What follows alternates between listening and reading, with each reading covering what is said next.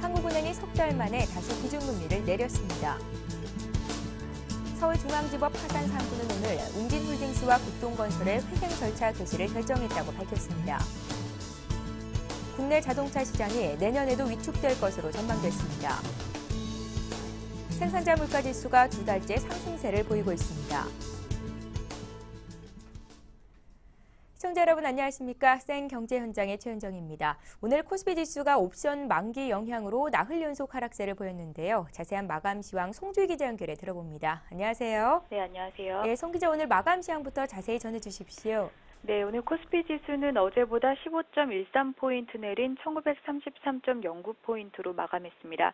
미국 기업의 3분기 실적 악화 소식에 약세로 출발한 코스피는 금융통화위원회의 기준금리 인하에 잠깐 오름세로 방향을 잡기도 했지만 외국인과 기관이 매도를 강화하고 옵션 만기로 인해 프로그램 매물이 늘어나면서 낙폭을 다시 키웠습니다. 개인이 5,400억 원 매수 우위를 보이며 지수 방어에 나섰지만 외국인과 기관이 각각 1,900억 원, 3,400억 원 순매도에 나서면서 분위기 반전에 실패했습니다. 프로그램 매매는 3,500억 원 매도 우위를 보였습니다. 업종별로는 건설과 전기가스, 비금속 광물만 소폭 올랐습니다. 운수창고와 운송장비, 전기전자 등의 낙폭이 두드러졌습니다. 시가총액 상위 종목 중에서는 삼성전자가 1.58% 떨어지며 4흘 연속 내렸고 현대차와 현대모비스, 기아차 등 자동차주들도 1% 넘게 하락했습니다. 예, 최근 국내 증시의 변동성이 줄어들면서 주가 연계증권인 ELS의 발행 역시 주춤해지고 있는데요. 대신 파생 결합증권인 DLS의 발행이 늘어나서 사상 최대치를 기록하고 있다는 소식입니다. 송 기자, DLS의 발행 규모는 어느 정도나 되고 이 같은 인기의 배경은 어디서 찾아볼 수 있는 건지 전해주십시오. 네, 한국예탁결제원에 따르면 3분기 DLS 전체 발행량은 7조 4천억 원 규모로 지난해 같은 기간 3조 3천억 원에 비해 124%나 늘어나면서 사상 최대치를 기록했습니다. 이는 올 2분기보다도 12%가량 증가한 수치입니다. 발행 종목 역시 814개로 지난해 3분기에 423개에서 92%가량 늘었고 올 2분기보다도 6.8% 증가했습니다. 반면 3분기 ELS 발행량은 10조 2,600억 원으로 2분기에 비해 26.7% 줄었습니다. DLS가 이처럼 인기를 끌고 있는 것은 최근 금을 비롯한 실물 가격이 강세를 보이면서 ELS보다 높은 수익률을 나타내고 있기 때문입니다. 실제로 글로벌 경기 침체와 미국의 3차 양적 완화의 영향으로 금과 은 등 원자재 가격이 최근 큰 폭으로 올랐습니다. 뉴욕 상품거래소에서 거래되는 금 선물 가격은 지난 6월 온스당 1,550달러 수준이었지만 현재 1,760달러까지 상승했습니다. 은 선물 역시 지난 6월 27달러 수준에서 현재 34달러로 3개월 동안 30%가량이 상승했습니다. 글로벌 경기 침체의 여파로 인해 기업들의 신용위험 거래가 늘어난 것도 DLS 인기에 한몫을 했습니다. 실제로 최근 신용부도 위험을 기초자산으로 한 DLS 발행이 늘고 있는데요. 신용물 거래가 활발해지면서 DLS의 발행과 투자 증가에 영향을 줬다는 분석입니다. 예, DLS와는 달리 국내 주식형 펀드에서는 올 들어 최장기간 환매가 이뤄지고 있다는데 같은 내용도 전해주십시오. 네, 지난 9일까지 국내 주식형 펀드에서는 21일째 자금 유출이 이어졌습니다. 2010년 25거래일, 2009년 23거래일에 이어 역대 세 번째 긴 환매 랠리인데요. 지난달 7일부터 지난 9일까지 이어진 국내 주식형 펀드 순유출 금액은 2조 1,792억 원에 달합니다. 같은 기간 신규 설정 자금을 제외한 순수 환매액은 3조 3천억 원이 넘습니다. 연초 상승장과 최근 코스피 2천 돌파 이후 지수 부담으로 이어진 대규모 환매로 연초 1,000억 원 이상의 자금 유출을 보인 펀드만 19개에 달합니다. 이들 펀드는 대부분이 수익률이 좋은 운용사별 대표 펀드였습니다. 이번 환매가 차익 실현 성격이 강한 만큼 성적이 좋은 펀드 위주로 환매가 일어나고 있는 겁니다. 지수에 발목 잡힌 펀드가 다시 지수 상승을 제한하는 악순환도 이어지고 있는데요. 실탄이 부족해진 투신권은 지난달 17일부터 이날까지 17거래일 연속 매도 우위를 기록하면서 지수의 발목을 잡았습니다. 이 기간 동안 투신의 순매도 물량은 2조 원으로 같은 기간 외국인과 개인의 순매수 금액을 합친 것과 맞먹는 규모입니다. 전문가들은 당분간은 1950포인트에서 2000포인트에 환매하고 그 아래에서는 저가 매수를 하는 방식의 지루한 패턴이 이어질 것으로 보고 있습니다. 코스피가 전고점을 뚫고 추세적으로 상승하는 등 펀더멘털이 강화되거나 증시 상황을 반전시킬 만한 변화가 나타나지 않는 한 2000포인트 근처에서의 환매는 불가피하다는 전망입니다. 예, 오늘 증시 관련 소식은 송주희 기자에게 들어봤습니다. 잘 들었습니다. 네, 고맙습니다.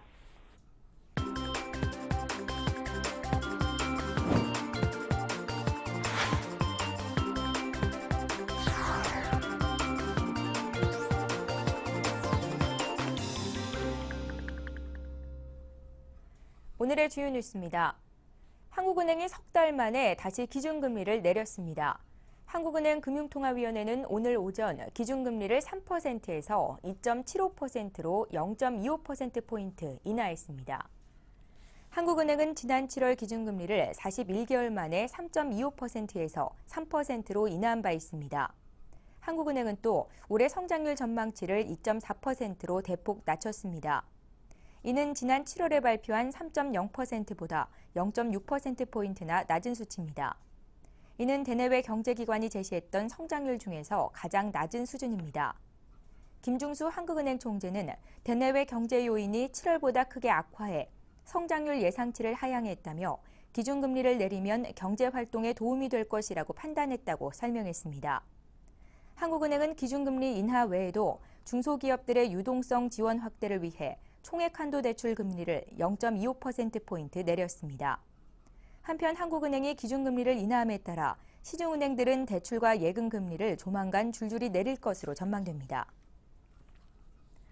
서울중앙지법 파산 3부는 오늘 웅진홀딩스와 극동건설의 회생 절차 개시를 결정했다고 밝혔습니다. 법정관리인회는 신광수 웅진홀딩스 대표이사와 김정훈 극동건설 대표이사로 결정됐습니다. 법정관리 개시가 결정되면 웅진홀딩스와 극동건설은 회생계획안을 작성하고 채권단과 협의에 들어가게 됩니다. 법정관리 개시 이후 웅진그룹 사태의 다음 이슈는 웅진코웨이 매각 문제가 될 전망입니다. 웅진그룹 계열사 중 가장 우량한 회사인 코웨이를 매각해 유동성을 확보해야 하지만 윤석금 웅진그룹 회장은 매각에 유보적인 태도를 보이고 있다는 게 채권단의 시각입니다. 이에 따라 앞으로 웅진코웨이 매각을 놓고 채권단과 웅진그룹 간의 갈등이 빚어질 가능성이 큰 것으로 전망됩니다. 국내 자동차 시장이 내년에도 위축될 것으로 전망됐습니다. 한국자동차산업연구소는 2013년 경영환경 전망 보고서에서 내년 국내 자동차 판매 대수를 올해 155만 대보다 1% 감소한 153만 대로 예상했습니다. 올해 판매량은 1월부터 8월까지 지난해 같은 기간에 비해 6.1% 감소했고 연말까지는 작년보다 2.1% 줄어들 것으로 예측됐습니다. 연구소는 국내 경제 성장률이 올해보다 내년에 개선될 전망이지만 가계부채라는 불안 때문에 신차 효과는 약해질 것이라고 분석했습니다. 연구소는 내년 자동차 수출은 올해보다 1.2% 증가한 331만 대, 생산은 0.4% 늘어난 471만 대로 내다봤습니다. 한편 올해 20% 이상 고속 성장한 수입차는 내년에 성장세가 둔화돼 올해보다 3.9% 증가한 13만 4천 대가 판매될 것으로 전망됐습니다. 생산자 물가지수가 두 달째 상승세를 보이고 있습니다. 한국은행은 생산자 물가지수가 지난해 같은 달보다 1.0% 상승했다고 밝혔습니다. 생산자 물가는 지난 7월엔 마이너스 0.1%를 기록했지만 8월에 0.3%로 상승 반전한 이후 2개월 연속 올랐습니다. 태풍의 영향으로 채소류와 과실류가 30% 상승하는 등 농림수산품 물가 중심으로 올랐습니다. 공산품 물가는 지난해와 같은 수준을 유지했지만 석유 제품은 두바이유 가격 상승 때문에 5.2% 비싸졌습니다. 서비스 물가는 1.3% 상승했으며 금융 부문의 물가 상승률은 0.1%를 기록했습니다. 한국은행 관계자는 일부 농산물은 재배 주기가 짧은 만큼 10월 생산자 물가는 9월만큼 오르지는 않을 것으로 전망했습니다. 사실상 고사 상태인 주식 선물 옵션 시장의 활성화 방안이 마련됩니다. 한국거래소는 종목을 재편하고 시장 조성자를 유치하는 등 파생 상품 활성화 방안을 검토 중입니다. 우선 주식 선물 시장에서는 현재 상장된 25개 종목 중 거래가 거의 없었거나 중복된 종목을 정리하고 금융업종 편중에서 벗어나 국내 산업 구조를 반영할 수 있는 종목을 추가 상장하는 방안이 검토 중입니다. 거래량이 제로 상태인 주식 옵션 시장은 삼성전자, 현대차 등 수요가 있는 핵심 종목만 출연해 종목 수를 축소하도록 논의 중입니다. 또 시장 조성자 유치를 통해 유동성을 늘려 기관 투자자들의 참여를 유도하는 방안도 마련됩니다. 거래소는 업계와 협의해 연말까지 대책을 마련하고 내년 초 시행에 들어간다는 계획입니다. 상장 지수 펀드인 ETF가 올해로 10주년을 맞았습니다. 서울경제신문에서 탄생 10주년을 맞은 ETF의 성장 배경과 현황, 또 문제점 등을 심도 있게 분석해봤는데요. 오늘 자세한 내용을 조민규 기자 연결해 들어봅니다. 안녕하세요. 안녕하세요. ETF 상장 지수 펀드라고 하는데 먼저 ETF가 뭔지부터 자세히 알려주시죠. 네, ETF란 지수 연동형 펀드로 거래소를 통해 일반 주식처럼 거래되는 상품을 말합니다. 즉 코스피 200 등 특정 주가 지수에 연동돼 수익을 얻을 수 있도록 설계된 건데요. 주가 지수와 비슷한 수익률을 낼 수 있으며 일반 펀드 상품보다 운용 보수가 싸고 매매가 쉬운 장점이 있습니다. 또 주식에 비해 상대적으로 변동성이 작다는 측면도 장점으로 꼽힙니다. 시장을 통째로 사는 효과 때문인데요. 주식처럼 한 종목에 집중하는 것이 아니라 코스피 200, 운송업 지수 등 지수 연동형 상품이 대부분이라 수익률 변동폭이 작습니다. 예를 들어 삼성자산운용의 코덱스 200이나 미래에셋 자산운용의 타이거 200 등 코스피 200 관련 ETF를 살 경우 200개의 대형주에 분산 투자하는 효과가 있는 겁니다. ETF가 올해로 10주년을 맞았다는데 그동안 얼마나 성장한 겁니까? 네, 현재 한국거래소에는 총 130개의 ETF가 상장되어 있습니다. 지난 2002년 10월 4개의 종목으로 시작한 ETF 시장은 10년 동안 연평균 44%씩 성장했습니다. 2002년 3,400억 원에 불과했던 순자산은 13조 4천억으로 불어났고 하루 평균 거래대금도 300억 원에서 5,485억 원으로 급증했습니다. 현재 국내 ETF 시장은 순자산 규모로는 세계 10위, 거래대금 순으로는 5위, 상장 종목 수는 세계에서 9번째로 많습니다. 국내 ETF 시장이 이렇게 급성장한 배경은 뭔지 그에 따른 부작용도 있을 것 같은데요. 네, 우리 ETF 시장이 급속하게 성장할 수 있었던 데는 레버리지 ETF나 인버스 ETF 등 파생형 ETF들이 높은 인기를 끌었던 점 때문입니다. 지난 2009년 인버스 ETF와 2010년 레버리지 ETF가 등장한 이후 시장이 급속도로 커졌는데요. 현재 총 9개에 불과한 레버리지 ETF와 인버스 ETF가 전체 ETF 거래량에서 차지하는 비중은 70%에 달할 정도로 쏠림 현상이 심합니다. 레버리지 ETF는 코스피 지수 변동분의 2배에 연동되는 상품으로 그만큼 수익률 변동폭이 큽니다. 또 인버스 ETF의 경우 지수가 하락할 경우 수익을 얻을 수 있는 상품입니다. 문제는 이들 상품들이 대부분 단기 투자 수단으로 활용되고 있다는 점인데요.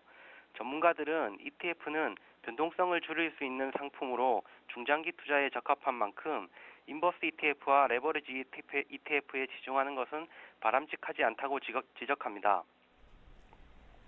새로운 ETF 상품들이 잇따라 출시가 된다고 하는데 어떤 것들이 있겠습니까? 네, 대표적으로 합성 ETF가 곧 출시될 예정에 있습니다.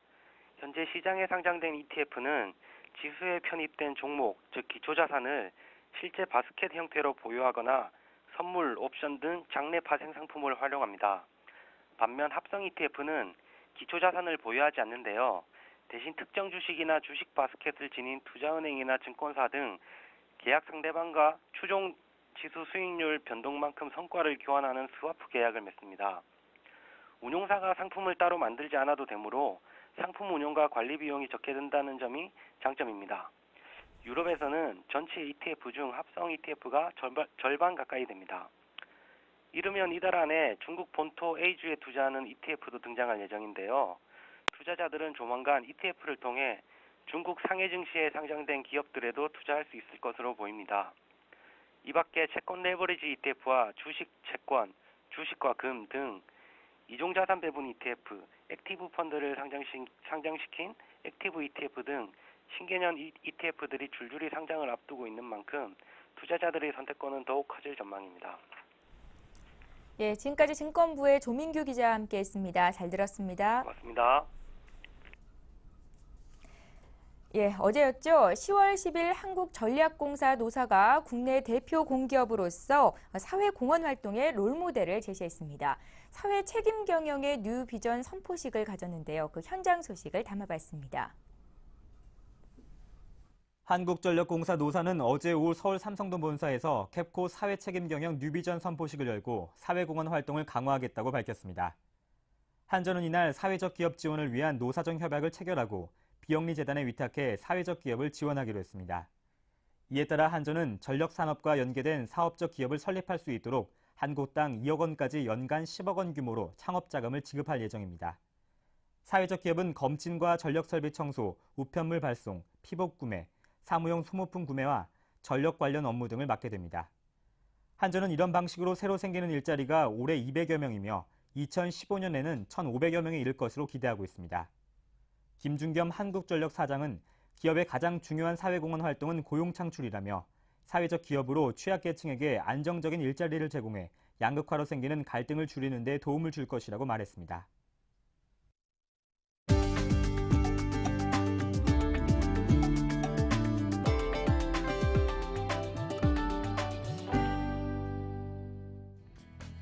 NH농협은행이 담수발전소와 같은 국외 PF 사업에 진출합니다. 신동규 NH농협금융지주 회장은 10일 도쿄에서 기자간담회를 열어 이같이 밝혔습니다. 농협은행은 최근 신용등급 상향 조정으로 낮은 금리로 자금을 조달할 수 있게 돼 이를 바탕으로 해외 PF 진출을 모색할 수 있게 됐다고 설명했습니다. 농협은 이외에 젊은 층과 실버층을 공략하기 위한 은행과 카드, 보험, 캐피탈 등 금융상품 출시를 계획하고 있습니다. 예금보험공사가 보유한 대한생명 지분 24.8%가 매각됩니다. 공적자금관리위원회는 대한생명 매각 주관사를 이달에 선정할 방침이라고 밝혔습니다. 시가 기준 대한생명 지분 24.75%의 가치는 1조 6,400억 원 규모입니다. 하나그룹이 지분 50.26%를 보유한 최대 주주이기 때문에 경영권 프리미엄을 받고 지분을 매각하기는 어려운 상황입니다. 매각 방식은 경쟁 입찰 매각이나 블록세일 중 하나로 결정될 것으로 예상됩니다.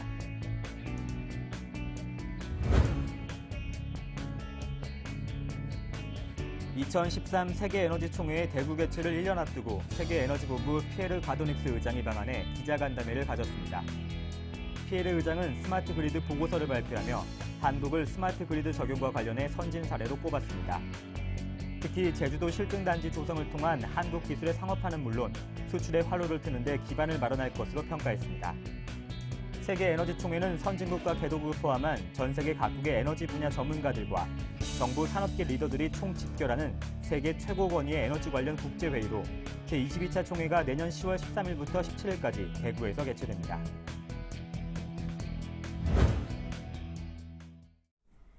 예, 오늘 센 경제 현장은 여기까지입니다. 시청해주신 여러분 고맙습니다.